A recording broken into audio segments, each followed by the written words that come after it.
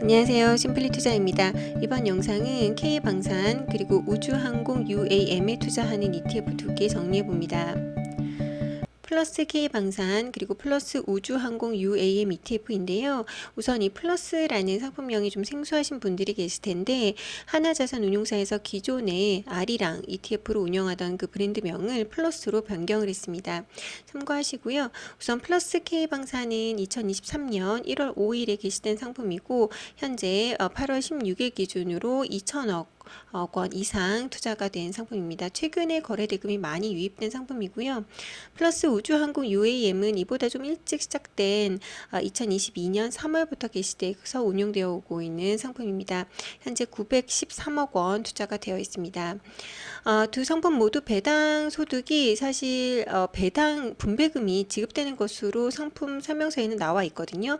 1월, 4월, 7월, 10월 마지막 영업일에 분기에 한 번씩 지급이 된다. 하지만 물론 별첨으로 자산 운용에 따라서 조금은 달라질 수 있다라고는 적혀 있는데 실제 지급되어 있는 것을 보면 분배금 지급 현황을 보면 연 1회 지급된 것으로 확인이 됐습니다. 그래서 플러스 K 방사는 올 4월에 주당 50번 지급이 됐고 플러스 우주항공 UAM은 올 4월 그리고 이보다 좀 더 오래 운영이 됐기 때문에 작년 4월에도 분배금이 각각 주당 100원, 150원 지급이 됐습니다. 참고만 하시고요. 우선 두 ETF 모두 수익률이 매우 좋습니다. 특히 K방산의 수익률이 최근 수익률이 매우 좋은데요. 6개월 수익률이 49.24% 그리고 최근 1년 수익률이 무려 69.84%입니다. 플러스 우주항공 UAM은 15.34% 그리고 1년 수익률 역시 35.67%로 지수 대비 상당히 성과가 좋게 운영이 되고 있다라고 보시면 됩니다. 제가 왜 이 두 상품을 함께 비교를 하느냐? 결론부터 말씀드리면 상품명은 좀 상이해 보일 수 있습니다만 대개 이제 방산 산업을 같이 운영하는 기업들이 우주항공도 같이 운영을 하고 있기 때문에 중복되는 구성 종목이 매우 높습니다. 그래서 두 개 ETF 모두 투자하실 필요 없고요. 둘 중에 이제 잘 보셔서 하나 정도만 투자하셔도 된다라는 점을 알려드리기 위해서 두 상품 함께 비교해 보려고 하고요. 우선 보수 수수료 한번 보시면 높지 않습니다. 최근에 나오는 ETF 그리고 최근에 자산 운용사들이 기존에 운영되는 보수 수수료를 좀 경쟁적으로 낮추는 추세거든요. 그래서 보수 수수료 좀 총합산이 0.5453 혹은 0.5486% 정도다라고 확인이 되고 있습니다. 바로 구성 종목 살펴볼 텐데요. 보시다시피 두 ETF 모두 플러스 K방산, 플러스 우주 UAM 모두에 한화 에어로스페이스가 가장 많이 담겨져 있고요. 그 뒤로 한국항공우주 그리고 K방산 같은 경우에는 현대로템 그리고 하나오션이 각각 16.78%, 13% 담겨져 있고 두 종목 함께 LIG 넥스원이 10.17%, 11% 담겨져 있고 한화가 각각 5%대 10% 담겨져 있고 하나시스템이 5%, 9.53% 담겨져 있고 또 현대위아도 동시에 담겨져 있어요. 그래서 동시에 담겨져 있는 구성 종목 합산해 보시면 양쪽 모두의 약 65%가 동일 종목이 함께 들어가 있습니다.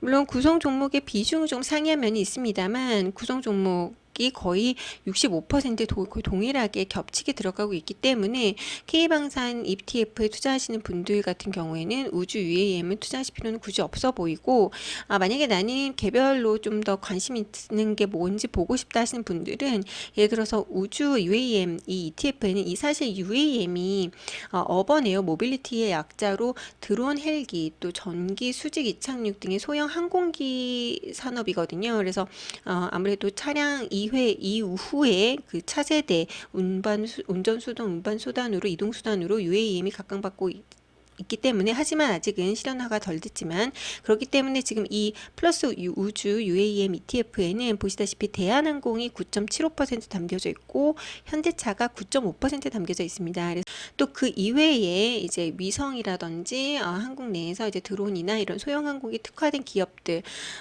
들어가 있거든요. 그래서 좀 살펴보면 오르비텍, 제노코, AP위성, 캔코아 에어로스페이스 그리고 세트릭 아이 이런 기업들이 들어가 있습니다만 요 기업들의 합산이 15%에 불과합니다. 그래서 65%는 동일하고 가장 큰 차이를 이루는 건 대한항공과 현대차 포함이다라고 보시면 됩니다. 그리고 K방산에서 개별 기업으로 가장 큰 차이를 보이고 있는 건 현대로템, K2 장갑차 만드는, 그러니까 주 사업이기도 하죠. 현대로템은 16.78% 담겨져 있고요. 또 잠수함 영역까지 아우르고 있는 하나오션이 13% 담겨져 있습니다. 그래서 이렇게 그 개별 기업 두 가지씩 상이하기 때문에 요걸로 이제 조금 선택하셔도 좋을 것 같고요. 굳이 두 개를 동시에 ETF를 투자하실 필요는 없어 보입니다. 그래서 예를 들어서 우주 UAM을 투자 중이다 하신 분들은 개별적으로 뭐 현대로템이나 하나오션을 고려해 보실 수 있겠고, 반대로 이제 K방산에 투자하시는 분들은 뭐 별도로 뭐 현대차라든지 대한항공은 조금은 결이 다른 것 같기는 한데 이렇게 개별 기업으로 좀 하시면 어떨까 싶습니다. 그래서 기초지수 한번 살펴보면 두 기업이 담고자 하는 그 기준이 약간은 다른 거 확인하실 수 있는데요. 우선 플러스 K방산은 FM가이드 K방위산업지수를 따르고 있고 굉장히 안정적인 자산을 가지고 있는 기업들을 유니버스로 삼은 다음에 거기에 이제 방산이라는 키워드로 30 종목을 선정을 하고요. 여기에 이제 방위산업 팩터캅이라는 것을 설정해서 거기에서 10개 종목을 선택하게 되어 있습니다.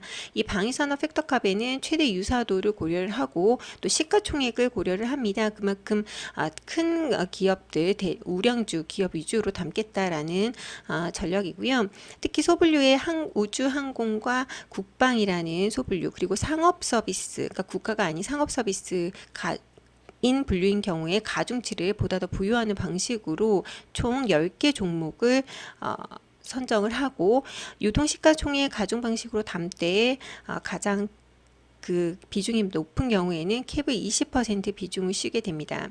연 2회 종목 변경 6월 12월에 일어나고요. 6월에 이제 이미 종목 변경이 적용된 그 구성 종목 살펴본 거고, 에어로스페이스가 현재 주가가 굉장히 올라가고 또 시가총액 가중 방식으로 담다 보니까 현재는 23%가량 담겨져 있습니다만 추후에 이제 종목 변경 시에는 다시 이런 기준으로 종목이 교체되고 비중이 조정된다라고 보시면 됩니다. 플러스 우주항공 UAM에는 이보다 키워드가 굉장히 좀 넓습니다. 우주항공 UAM, 또 위성시스템, 인공위성, 위성통신, 우주개발, 지구관측, 로켓, 발사체, 탑재체, 우주기기 제작 등이 키워드로 이제 걸러져서 이제 기업을 선정하게 되고, 걸러진 거에서 정성평가로 관련도가 적은 기업은 거꾸로 제외하는 방식으로 종목을 18개 기준으로 한다라고 되어 있습니다만 현재는 15개 들어가 있고요. 역시 유동시가 가중 방식으로 담때 캡이 10%예요. 그래서 주가가 그러니까 비중이 조금은 고르게 담겨져 있다라는 점도 좀 특징적입니다. 제가 궁금해서 글로벌 ETF 중에서 이제 통상적으로 말하는 이제 우주 방산 ETF들에는 어떤 게 있는지 조금 찾아봤는데요. 글로벌하게 가장 큰 규모의 에어로스페이스 디펜스 ETF는 약 7가지 ITA, PPA, XAR, 그 다음에 SHLD, DFEN, 그리고 MISL, 그리고 GCAD 등이 있고요. 이 중에서 가장 큰 자산 규모를 가지고 있는 건 블랙락이 운영하고 있는 미국 항공 디펜스 ETF ITA입니다. 근데 보시다시피 통상적으로 이제 방산 관련된 ETF에는 이렇게 우주 항공이 함께 이제 묶여져서 운영된다는 거 보여드리고 싶었고요. 그렇기 때문에 같은 기업이 대부분 두 개 사업을 같이 영위하는 경우가 많다라고 보시면 되고, 궁금해서 ITA 같은 경우 현재 주가 흐름이 어땠는지 봤는데요. 네, 꾸준히 1년 차트를 봤을 때 꾸준히 상승하고 있음을 알 수 있고, 이 안에 이제 들어가 있는 기업이 우리가 좀 알고 있는 보잉이라든지 GE, 그리고 로키드 마틴 등이 대거 포함이 되어 있습니다. 참고만 하시고요. 그래서 포인트는 두 개 ETF 모두 투자할 필요는 없다.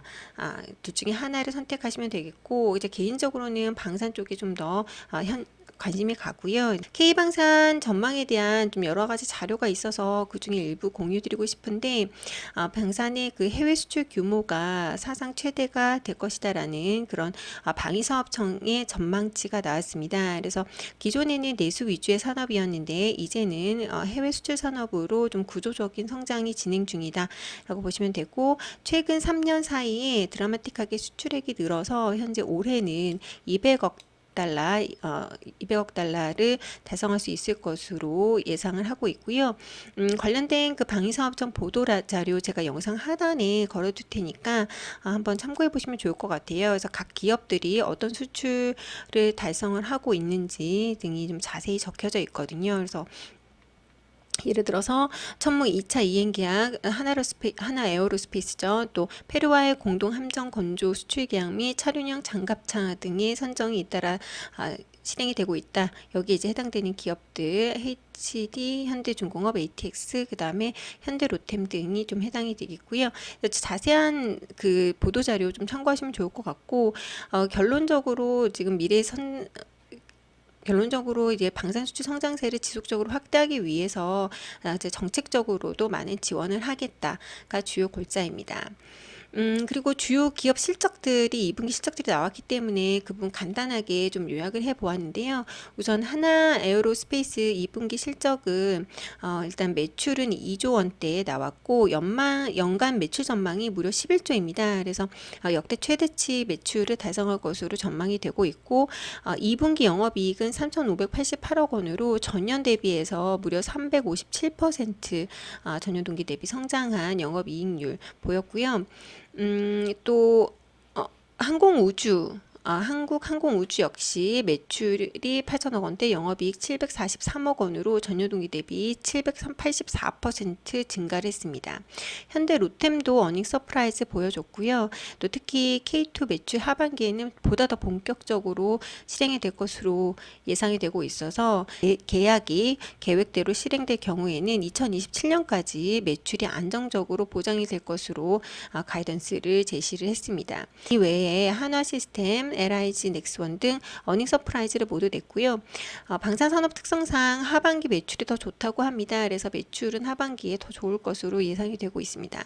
다만 변수가 있어요. 일단 주가가 많이 올랐고요. 그래서 보시다시피 ETF 수익률 역시 지금 매우 최근에 올해 들어서 급등을 했고, 변수도 있습니다. 이제 중동 전쟁 분쟁 변수도 있고, 우크라이나 전쟁의 종전 여부, 또 미국 대선 등의 변수도 있다는 점은 좀 감안하시면 좋을 것 같습니다. 참고하는 영상으로 삼아주시면 좋을 것 같고요. 이번 영상도 마음에 드셨다면 구독, 좋아요 눌러주시고 영상 끝까지 시청해주셔서 감사합니다.